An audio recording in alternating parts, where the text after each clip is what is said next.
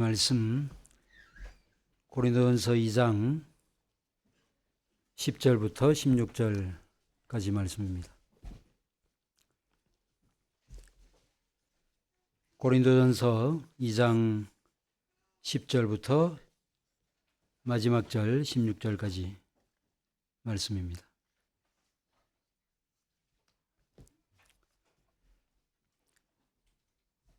찾으신 줄 알고 제가 받들어 읽겠습니다. 오직 하나님이 성령으로 이것을 우리에게 보이셨으니 성령은 모든 것 곧 하나님의 깊은 것까지도 통달하시느니라. 사람의 일을 사람의 속에 있는 영 외에 누가 알리요? 이와 같이 하나님의 일도 하나님의 영 외에는 아무도 알지 못하느니라. 우리가 세상의 영을 받지 아니하고 오직 하나님으로부터 온 영을 받았으니 이는 우리로 하여금 하나님께서 우리에게 은혜로 주신 것들을 알게 하려 하심이라. 우리가 이것을 말하거니와 사람의 지혜가 가르친 말로 아니하고 오직 성령께서 가르치신 것으로 하니 영적인 일은 영적인 것으로 분별하느니라.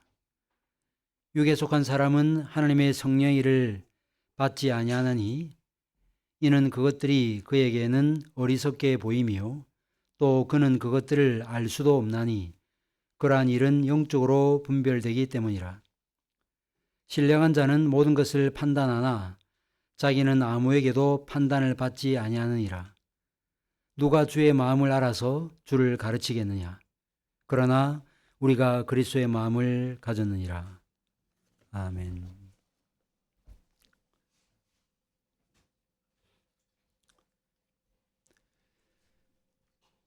우리가 신앙생활을 하면서 때로 어떤 사람을 두고 그 사람은 영적인 사람이다 혹은 그 사람은 영적인 사람이 아니다 라고 말하기도 하고 또 특정한 일을 두고서 그 일은 영적인 일이다 혹은 영적인 일이 아니다 라고 평가합니다.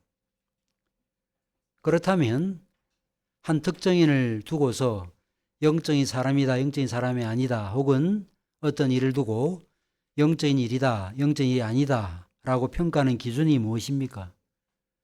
여러분들이 어떤 기준을 가지고 평가를 합니까? 성경 읽기와 기도 생활을 열심히 하고 때로는 금식 기도하는 사람은 영적인 사람이고 그런 일을 하지 않는 사람은 육적인 사람입니까? 종교적인 일과 관계된 일은 영적인 일이고 그렇지 않은 일은 영적인 일이 아닙니까? 이 부분과 관련해서 많은 사람들이 잘못된 생각을 가지고 있습니다. 그래서 저는 오늘 본문을 중심으로 이런 잘못된 생각을 교정함은 물론 영적이다, 영적이 아니다 라고 판단할 수 있는 구체적인 기준에 대해서 말씀을 드리려고 합니다. 오늘 본문을 이해하기 위해서는 당시 고린도 교회 안에 일어났던 문제를 알아야 됩니다. 고린도 교회 안에 여러 가지 문제가 있었지만 그 문제 중에 하나는 분열과 분쟁의 문제였습니다. 3장으로 가보시면 나는 바울파다, 나는 게바파다 그러면서 당파를 이루어서 분쟁하는 것을 볼 수 있습니다. 그런데 이 분열과 분쟁의 문제는 지혜라고 하는 명분으로 진행이 되었습니다. 우리 모두가 어떤 사람에 대해서 판단할 때 틀렸다, 맞다 하는 기준이 뭐지요? 나는 지혜를 갖고 있고 내 지혜로 살핀 결과 내가 볼 때 맞다, 틀렸다 하는 기준이 생기기 때문에 어떤 사람을 염두에 두고 영적인 사람이다, 영적인 사람이 아니다, 육적인 일이다, 또 영적인 일이다 라고 판단을 하는 것입니다. 바울은 1장 22절에서 이런 말을 했습니다. 유대인은 표적을 구하고 헬라인은 지혜를 찾으나 라고 말했습니다. 혹시 그리스 여행을 가신 분들은 아시겠지만 그리스 사람들은 지금도 한 오후 한 4-5시 정도 되면 노천 카페에 나와가지고 맥주 한 잔 놓고 그저 서너 시간 실컷 이야기하다가 돌아갑니다. 지금도 그렇고 이전에는 더했을 것입니다. 그래서 고린도 사람들은 당시 헬라 사람들로서 지혜와 수사학에 심취해 있었습니다. 웅변술이 각광받았던 이유도 이 때문이었습니다. 그래서 말 잘하는 사람, 아주 탁월하게 논리를 펼치는 사람이 각광을 받았던 것이죠. 그런데 사도 바울이 이런 지역, 다시 말해서 지혜를 추구하는 이 헬라 지역에서 복음을 전할 때 어떤 자세와 태도로 복음을 전했는가? 2장 1절 말씀대로 바울은 하나님의 증거, 즉 하나님의 비밀을 말할 때 훌륭한 말이나 지혜로 하지 않았다라고 말하고 있습니다. 2장 4절을 보시면 내 말과 내 전도함이 설득력 있는 지혜 말로 하지 아니하고 다만 성령의 나타나심과 능력으로 하여라고 말했습니다. 이 말은 바울이 논리를 제대로 펼치지 못했다거나 일부러 말을 어눌하게 했다라는 그런 뜻이 아니에요. 이 말은 바울이 말의 능력이나 지식도 철저히 성령을 의지하는 가운데 사용했다는 뜻입니다. 바울이 왜 이런 자소와 태도로 복음을 전했는가? 그 이유는 근본적으로 사람의 마음을 움직이는 것은 인간의 철학이나 웅변이 아닌 오직 성령의 역사로만 된다는 사실을 누구보다 잘 알고 있었기 때문이었습니다.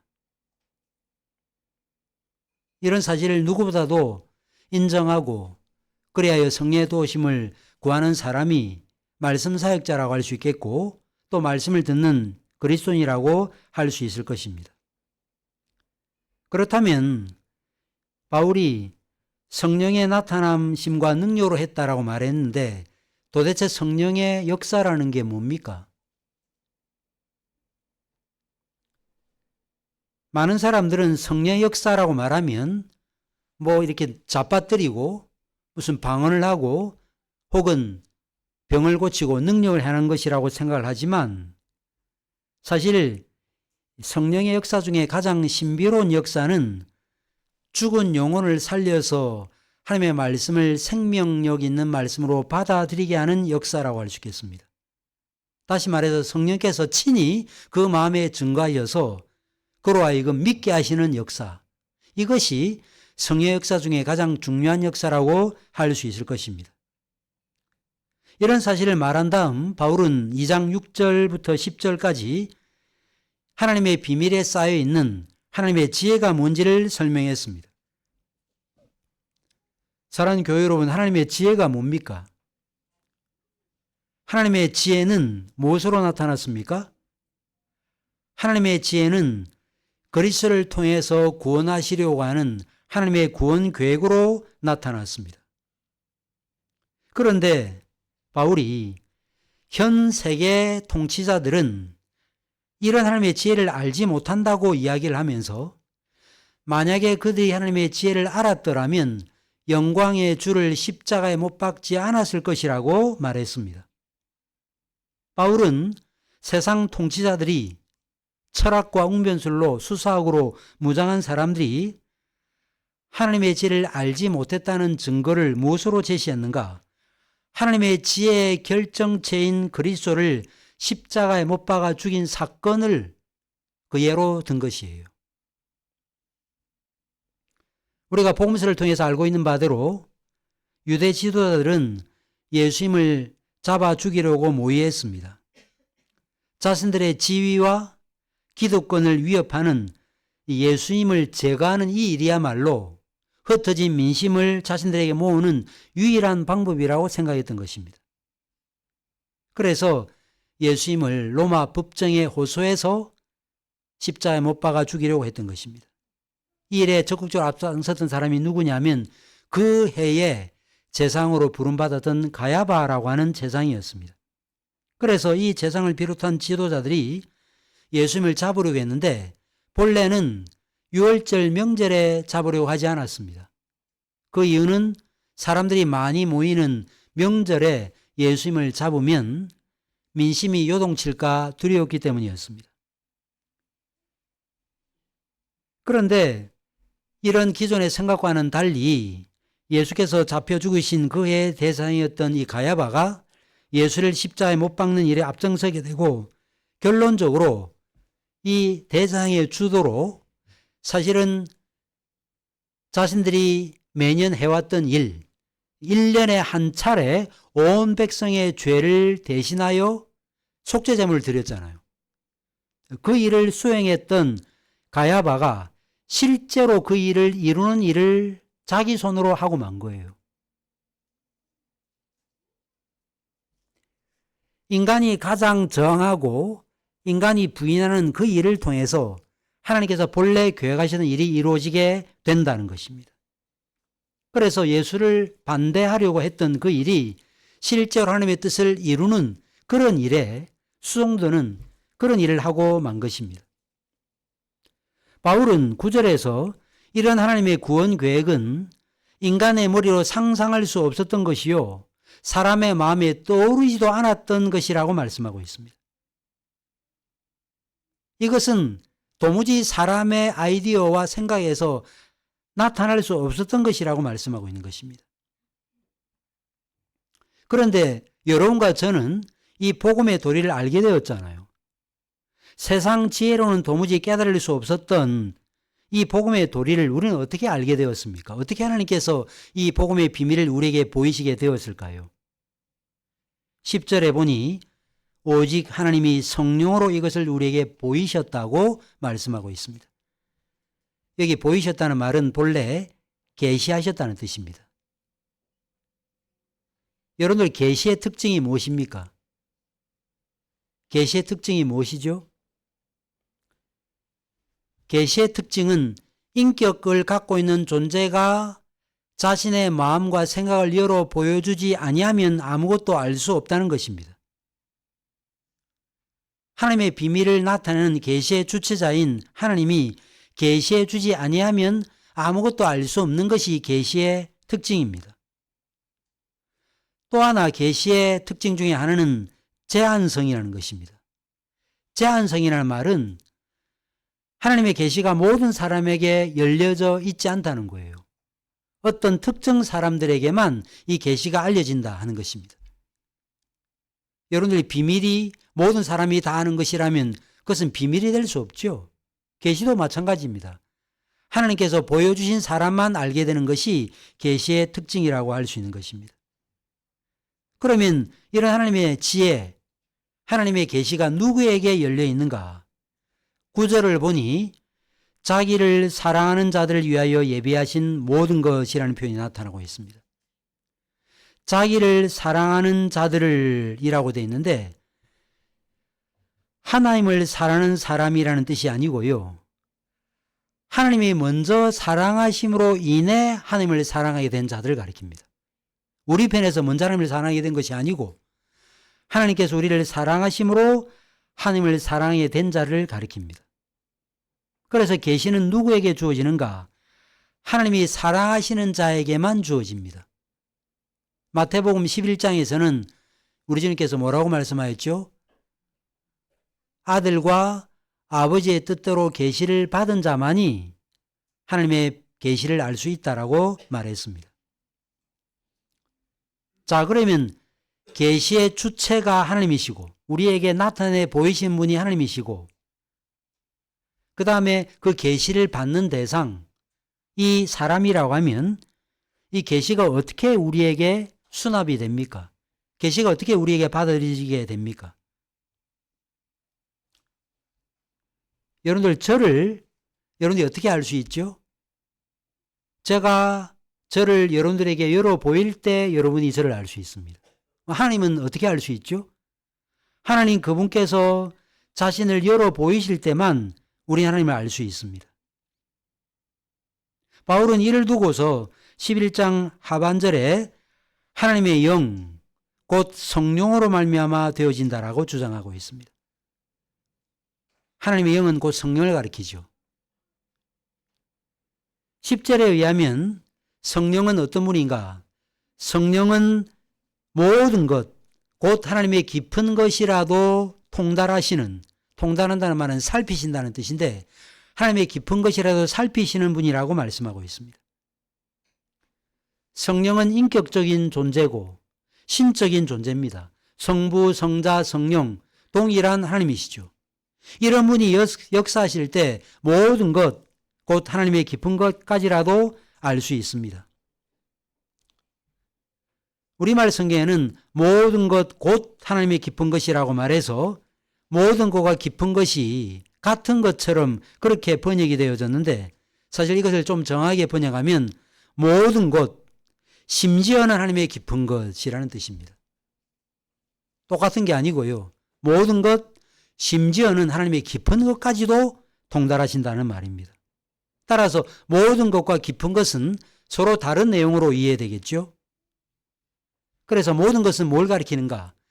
인간의 구원을 제외한, 인간의 구원 사역을 제외한 성령의 일반적인 사역, 하나님께서 지금도 우주를 움직이시고 지금도 모든 만물을 다스리시는 그런 내용으로 이해해야 할 것입니다.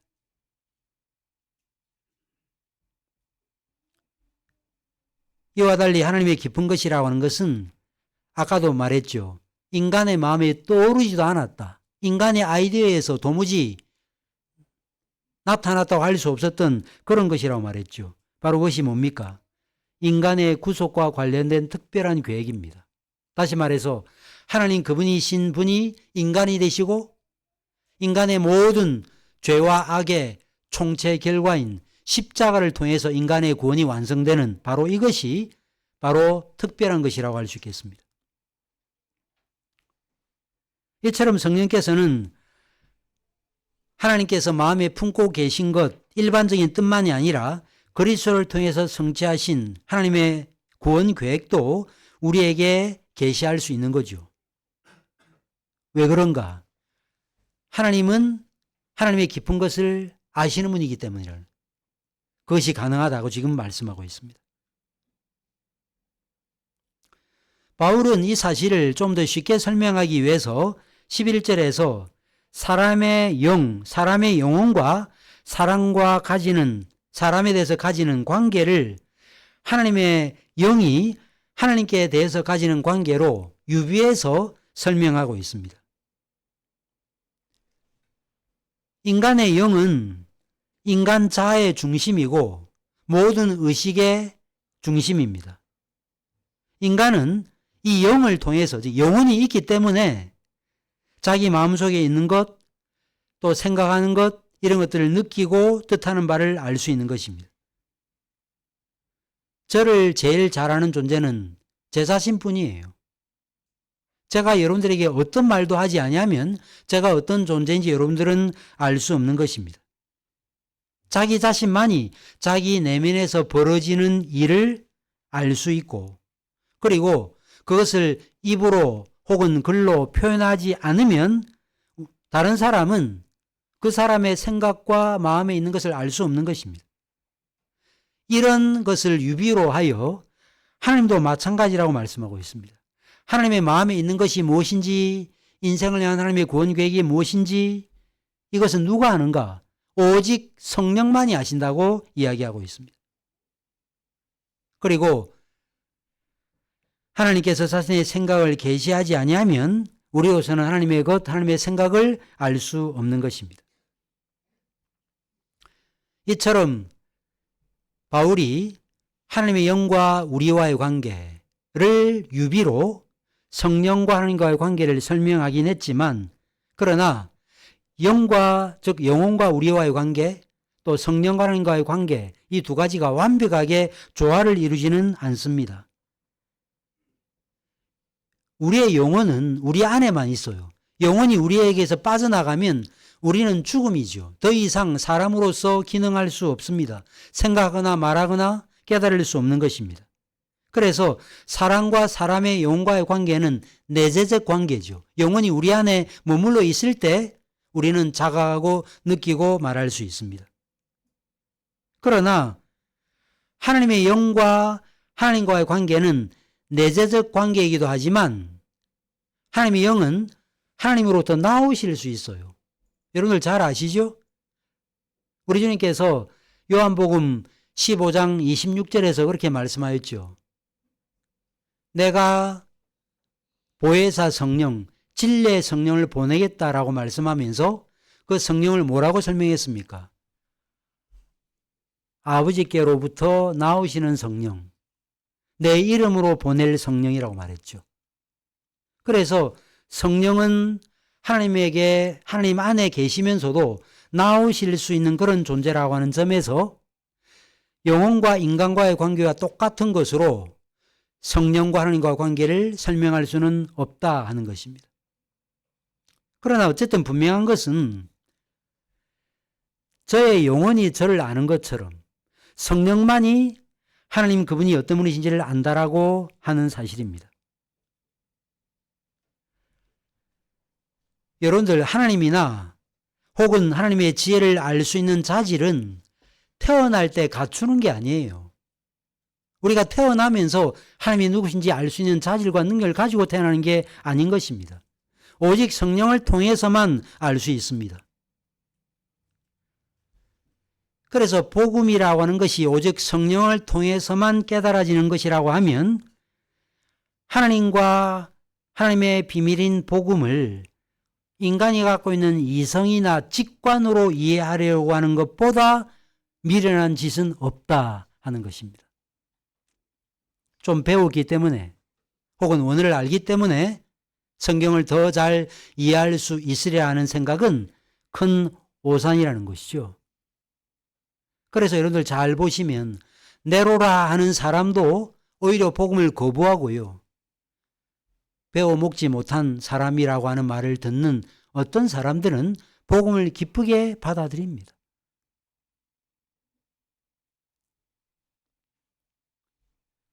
그런데 신자는 어떤 사람입니까? 여러분과 저는 어떤 사람이에요? 기본적으로 하나님의 성령을 받은 사람입니다. 그래서 바울은 12절에서 우리가 세상의 영을 받지 않고 하나님으로부터 온 영을 받았으니 라고 말씀한 것입니다. 10절에서 성령이 어떤 분인가에 대해서 언급했던 바울이 12절에 들어와서 성령을 받은 우리 곧 신자에 대해서 언급을 한 것이고 우리가 누구냐라고 말할 때 세상의 영을 받지 않은 자, 즉 하나님으로부터 온 영을 받은 자라고 지금 설명하고 있습니다. 근데 여러분과 저가 어떻게 성령을 받았습니까? 누가 이렇게 이렇게 손을 쫙 펼치면 성령 받으라고 해서 여러분들 성령 받으셨어요? 신비주의 이단들은 그런 짓을 하지만 성령은 그렇게 받는 게 아니죠.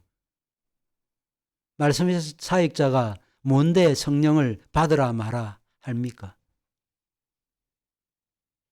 성령은 주어져야 받을 수 있습니다. 우리의 노력으로 우리의 값을 지불함으로 얻을 수 있는 것이 아니라는 거죠. 그래서 12절 하반절에 이는 우리로 하여금 하나님께서 우리에게 은혜로 주신 것들을 알게 하려 함이라고 말씀하고 있습니다. 은혜로 주셨다라는 이 단어를 좀 더 살피면 값없이 주어진 것들이라는 뜻이에요. 이렇게 우리 편에서 값을 지불하지도 않고 선물로 받은 하나님의 영은 세상의 지혜를 알게 하는 세상의 영과는 달리 하나님의 지혜, 십자가의 도리, 복음을 알게 합니다. 그런데 성령은 하나님의 오묘한 구원 계획만이 아니고요. 인간의 진정한 형편, 영적인 형편도 알게 합니다. 성령께서 말할 수 없는 탄식으로 우리를 위해서 친히 간구하실 수 있는 것은 인간의 영적 형편도 성령은 우리 자신보다, 나 자신보다 더 잘 아시기 때문입니다.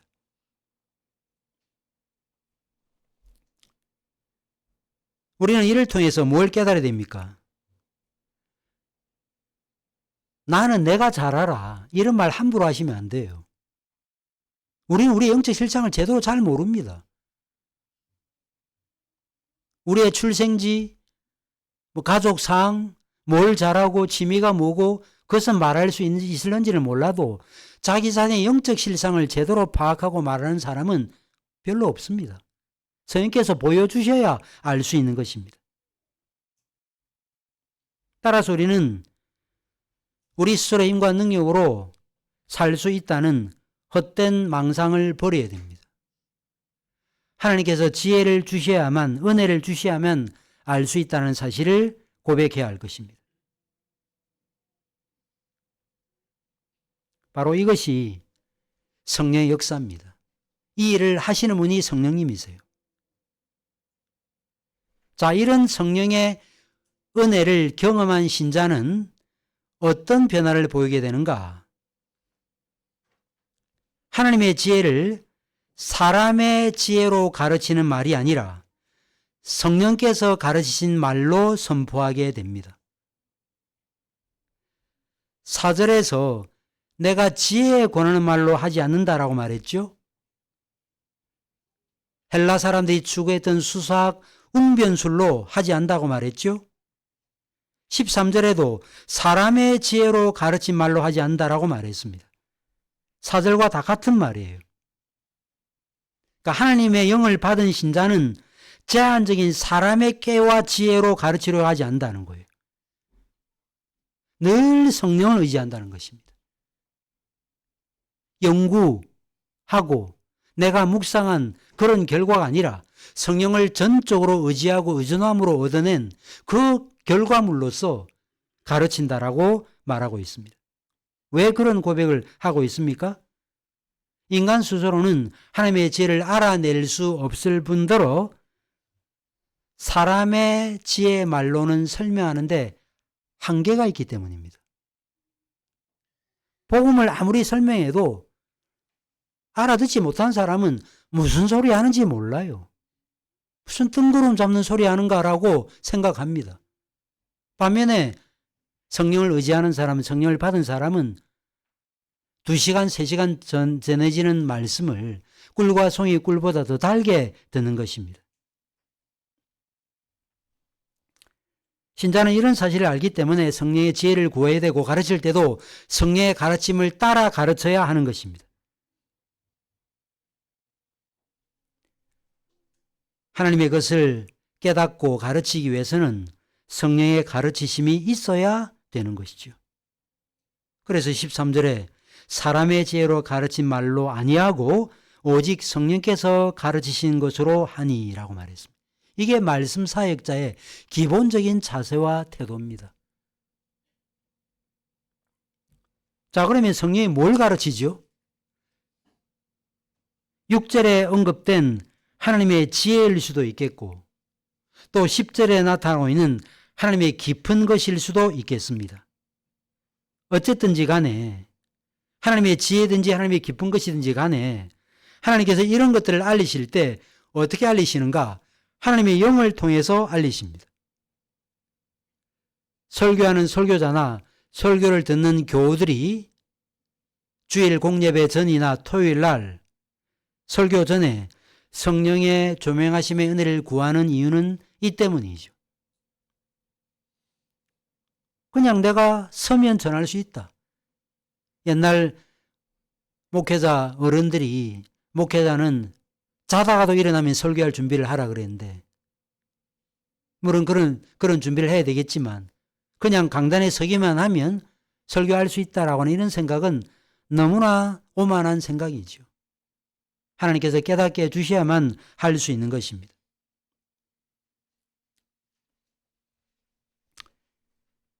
이제 오늘 설교 서론에서 제가 제기했던 질문을 살펴보려고 합니다. 한 사람을 두고 그 사람은 영적인 사람이다, 영적인 사람이 아니다. 혹은 어떤 일이나 사건을 두고 이 일은 영적인 일이다, 영적인이 아니다 라고 평가하는데 그 기준이 무엇일까요? 우리가 이미 살펴봤습니다. 성령의 일을 받았느냐 받지 않았느냐 하는 그 여부로 판단할 수 있는 것입니다. 14절을 보면 육에 속한 사람은 하나님의 성령의 일을 받지 아니하나니 그에게는 미련하게 보이며 또 그는 그것들을 알 수도 없나니 그러한 일은 영적으로라야 분별되기 때문이라고 말했습니다. 육에 속한 사람에게 아무리 이 십자가의 돌이 예수 믿어야 구원받습니다. 온 우주 만물을 창조하신 분은 하나님이십니다. 지금도 그분이 운행하십니다. 인류 역사적으로 횡행했던 모든 범죄를, 이 죄 문제를 해결할 수 있는 유일한 비밀은 복음에 있습니다 라고 아무리 말해도 일반 자연에는 이 복음을 받아들이지 않는다는 것이에요. 왜 그렇죠? 그 사람들의 시각으로 바라볼 때는 이것처럼 미련한 일이 없는 거죠. 지혜를 구하는 헬라 사람의 입장에서는 십자가의 도리는 너무도 미련하게 보였던 것입니다.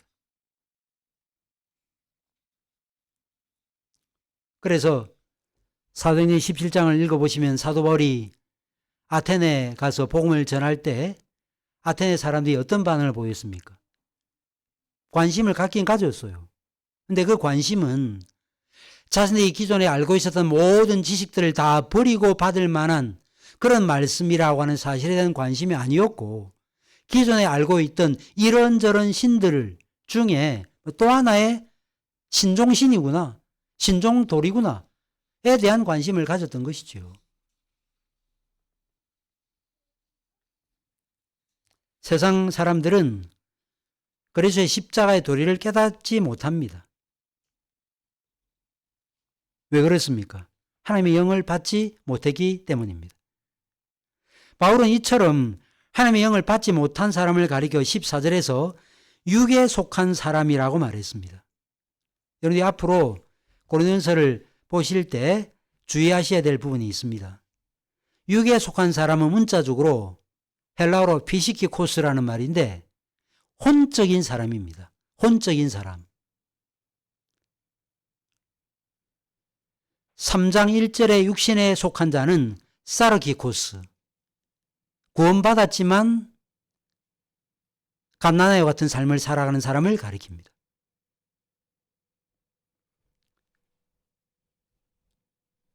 여기서 주의해야 될 것은 영적인 사람과 혼적인 사람을 존재론적인 요소의 차이로 이해하면 안 된다는 것입니다.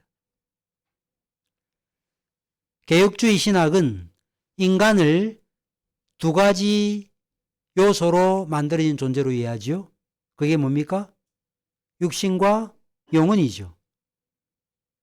그런데 현대 복음주의 교회는 영, 혼, 육신 이렇게 3요소로 이해합니다.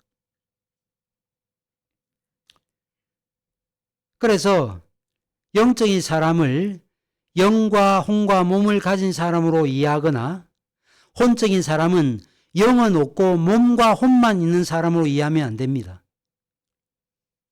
여러분들 영적인 사람이나 혼적인 사람이나 똑같이 몸과 영혼은 다 가지고 있어요. 그러면 어떤 사람이 영적인 사람이고 어떤 사람이 혼적인 사람입니까? 몸과 영혼을 가진 사람이 성령과 관계를 맺으면 영적인 사람이고 성령과 관계를 맺지 않으면 혼적인 사람이에요. 관계로 이해해야 됩니다. 혼적인 사람은 영이 없는 사람이 아니라 그 말이에요. 따라서 혼적인 사람은, 즉 육에 속한 사람은 무슨 마약 중독자나 노름 중독자와 같은 사람이 아니에요. 혼적인 사람은요, 하나님의 영을 받지 아니한 일반적인 자연인들을 가리킵니다. 믿지 않는 모든 세상 사람들을 가리킵니다. 이런 사람들은 하나님의 영을 받지 않았기 때문에 하나님을 알지 못하고 자신이 죄악의 상태에 있다는 사실을 알지 못합니다. 거듭나지 아니하면 하나님의 나라를 볼 수 없다는 말씀을 이해하지 못합니다. 혼적인 사람은 십자가의 죽음을 통해서 이루신 그 구원과 그 구원의 축복을 받아들이지 않습니다. 세상 사람들의 눈으로 볼 때 그들이 신뢰하는 세상적인 지혜로 판단할 때 십자가의 도리는 매우 어리석게 보이기 때문입니다. 그렇다면 영을 가진 사람, 즉 영적인 사람은 어떤 사람인가? 당연히 12절 말씀대로 하나님으로부터 온 영을 받은 사람이죠. 이 사람을 가리켜 15절에 신령한 자라고 말을 했는데, 신령한 자라는 말은 우리말로 좀 번역이 그런데 신령하다 그러는데 영적인 사람입니다. 영적인 사람의 특징이 뭔가? 모든 것을 판단하면서 그 자신은 아무에게도 판단을 받지 않는다라고 말했습니다. 왜 모든 것을 판단하면서도 왜 판단을 받지 않을까요? 교만해서 그럴까요? 그 이유는 영적인 사람은 하나님의 영, 성령의 비추심, 성령의 조명하심의 은혜로 모든 것을 알 수 있고 하나님의 영에 의해서 주의 말씀이 우리의 신비에 새겨져 있기 때문에 도덕적 기준을 가지고 있기 때문에 그래요.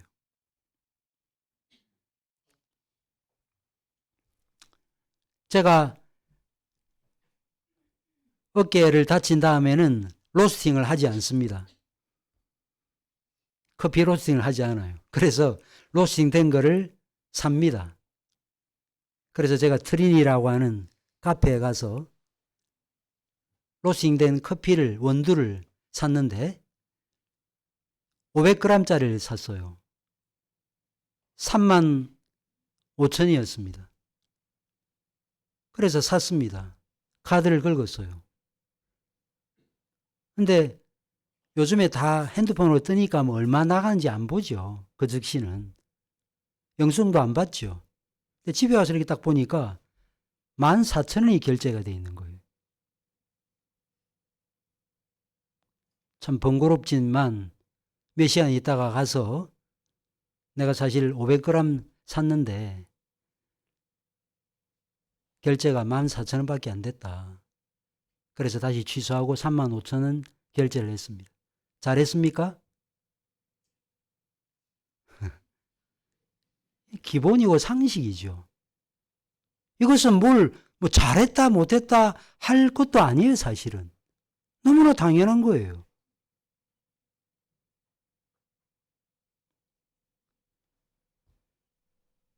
자, 그러면 영적인 사람은 정말로 아무에게도 판단을 받지 않는가? 아무 오류도 없는가? 우리가 이 말을 어떻게 해야 되는가? 판단은 하지만 남들로부터 판단을 받지 않는다는 말을 어떻게 해야 되는가? 이 말은 인간의 판단에 지배를 받지 않는다는 뜻으로 이해해야 할 것입니다. 왜 우리가 다른 사람부터 판단을 안 받겠습니까?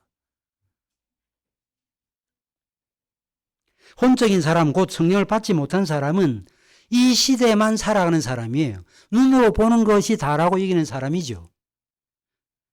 따라서 다가올 시대에 속한 사람을 판단할 수 없어요. 썩어 없어지지 아니하는 영생을 소유한 사람을 썩어질 것만 추구하는 세상 사람들이 어떻게 판단할 수 있습니까? 그 이야기를 하고 있는 거죠. 판단을 받지 않는다는 말은. 그래서 신자는 믿지 않는 세상 사람들에 의해서 도무지 이해할 수 없는 사람이라는 평가를 받을 수밖에 없는 것이죠. 그래서 여러분들이 초대교 역사를 읽어보세요. 예수 믿는 사람이 기독교를 믿는다는 이유 때문에 박해를 받아서 옥에 갇히면 어떻게 합니까? 교인이 옥에 갇힌 자기 형제를 수발 들기 위해서 자신도 옥에 들어가는 거예요. 그가 누구예요? 에바브로디도였습니다. 바울이 로마에 옥에 갇혔을 때 빌립보 사람들이 에바브로디도를 보내서 바울의 옥수발을 들었습니다. 얼마나 그 일을 잘했는지 그 일을 하다가 결국 몸에 병이 나서 죽을 징에 이르게 되는데 하나님께서 에바브로디도를 불쌍히 여기셔서 살아났다는 그 내용이 빌립보서에 언급이 되고 있는 것입니다. 세상 사람들로서는 예수 믿는 사람이 이해가 안 돼요. 종교개혁자들은 패스트가 돌면 다 도망가 버리는 그런 상황 가운데서 남아 있는 거예요. 그들을 간호하다가 함께 죽는 거예요. IQ가 좀 모자라서 그랬을까요? 전혀 아닙니다.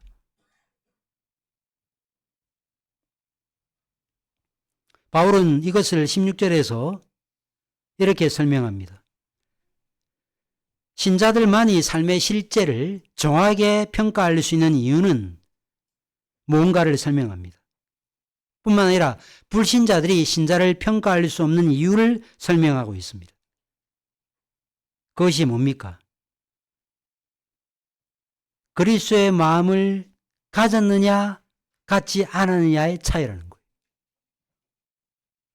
바울이 이사야 40장 13절을 인용했습니다. 누가 주의 마음, 이 마음은 영이거든요. 누가 주의 마음을 알아서 주를 가르치겠느냐? 제가 어떻게 주님을 가르칩니까?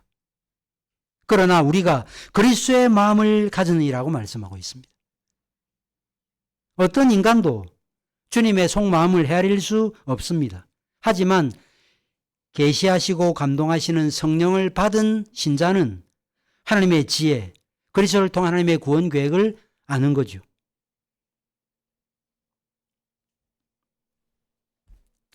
오늘 우리는 하나님의 지혜, 세상 지혜를 따른 사람이 그토록 미련하게 보이는 하나님의 지혜가 어떻게 사람들에게 계시되는지를 살펴봤습니다.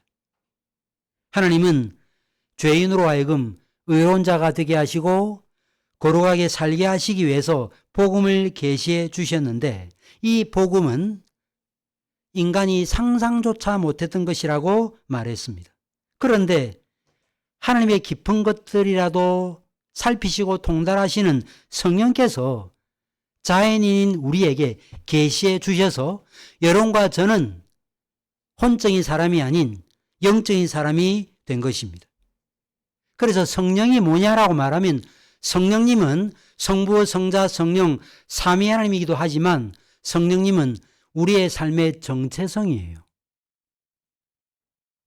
나를 설명할 때 성령을 통과하지 않고서는, 성령을 인하지 않고서는 내가 설명이 안 되는 존재가 그리스도인이라는 말입니다.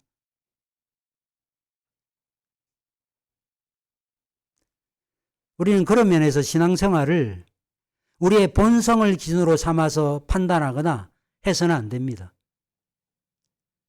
일반적으로 어떻게 그럴 수 있느냐 사람이. 뭐 다 예수 믿는 사람들 다 그렇지 않느냐. 그런 거짓말에 현혹당해서는 안 됩니다. 물론 우리는 유한합니다. 완벽할 수 없어요.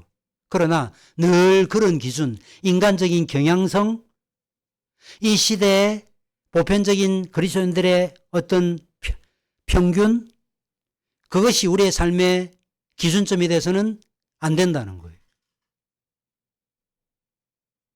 여러분과 저는 그것을 기준으로 삼아서 신앙생활을 하는 사람이 아닙니다. 성령을 받은 신자는 이 시대의 지혜와 완전히 다른 가치관과 세계관을 가지고 살아갑니다. 그 때문에 세상 사람들이 그토록 좋아하고 즐거워하는 것에 관심이 없습니다.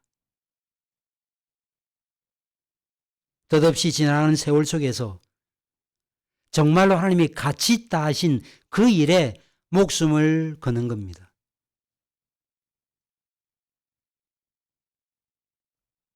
제가 한 분을 만났는데 목사님 자녀예요. 그런데 그 목사님이 수련회 갔다가 아이 셋이 물에 빠져 죽어가는 상황 가운데 아이 셋을 구하고 그 목사님이 죽었다는 거예요. 아버님이 그런 분이라고 자기를 소개하더라고요. 얼마나 훌륭합니까?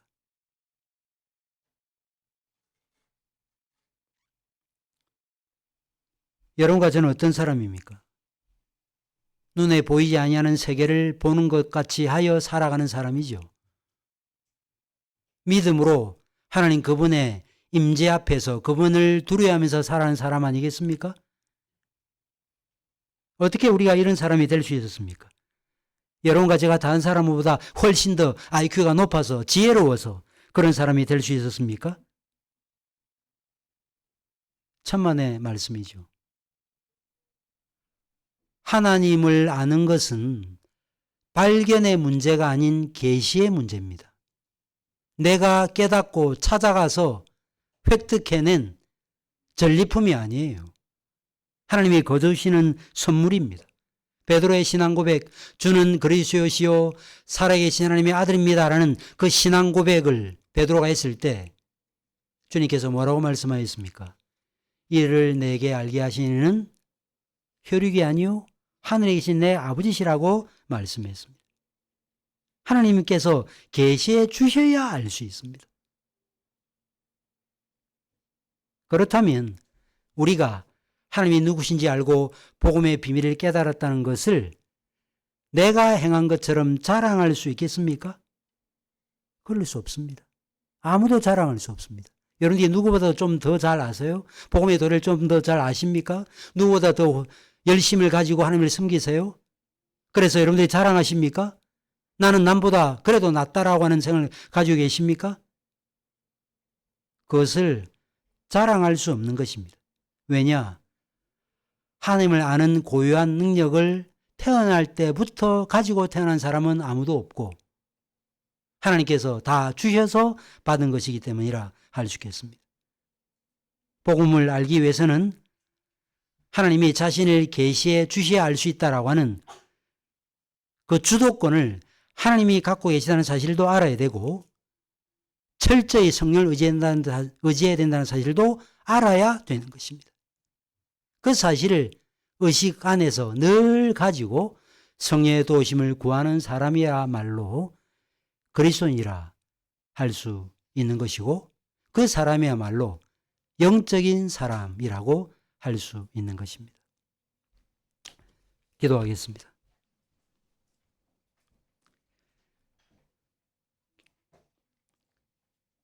세상의 영을 받지 아니하고 하나님께로부터 온 영을 저에게 선물로 주심으로 하나님의 깊은 것들까지라도 통달할 수 있는 지혜와 능력을 우리에게 주셔서 감사합니다.